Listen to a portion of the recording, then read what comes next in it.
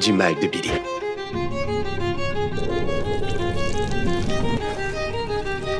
Je peux pas m'arrêter. Après la tragédie, A-Train passe à la télévision pour se dédouaner complètement, prétendant que la jeune femme s'est elle-même avancée au milieu de la route. Il envoie ensuite ses avocats, proposant 40 000 $ en échange d'un accord de confidentialité afin de réduire Hughie au silence pour toujours. Cette manœuvre récurrente met Hughie hors de lui et il confronte violemment l'avocat. Vous êtes balèze pour dire « Oh, on regrette, c'est vraiment horrible » ou « Nos condoléances », mais personne peut me regarder dans les yeux et dire « Je suis vraiment désolé ». Je refuse de signer ça, tirez-vous.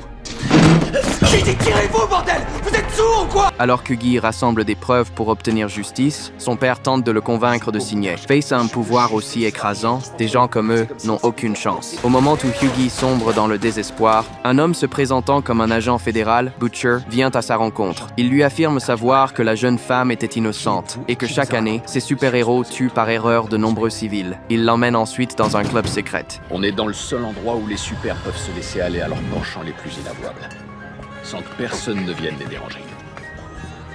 Vas-y, avance. Je suis passé tellement vite à travers cette conne que j'ai avalé une de ses prémolaires. Ça les fait rire. Ils trouvent ça drôle. Butcher a découvert que la version d'A-Train, prétendant pourchasser des braqueurs de banque, est truffée d'incohérences. La nuit des faits, aucun braquage n'a eu lieu. Cela allume définitivement la flamme de la vengeance chez Hughie. Il accepte alors un plan, faire semblant de demander des excuses à A-Train, alors qu'en réalité, il s'agit d'installer un micro dans la salle de réunion. Bonjour, Monsieur Friedman, c'est Hughie Campbell. Il y a une chose que je voudrais vous demander avant de signer quoi que ce soit, c'est que A-Train me présente ses excuses. Il a déjà présenté ses excuses. Mais je voudrais juste qu'il me présente ses excuses en personne. Vous voyez, ce serait quelque chose qui me permettrait de tourner la page définitivement. Oui, d'accord. Le lendemain, Hughie se rend à la tour des Sept, sous haute sécurité. Dans la salle de conférence, il se retrouve enfin face à l'homme qui a tué sa petite amie. Bah, c'est compris. Je suis désolé pour ta copine. Merci.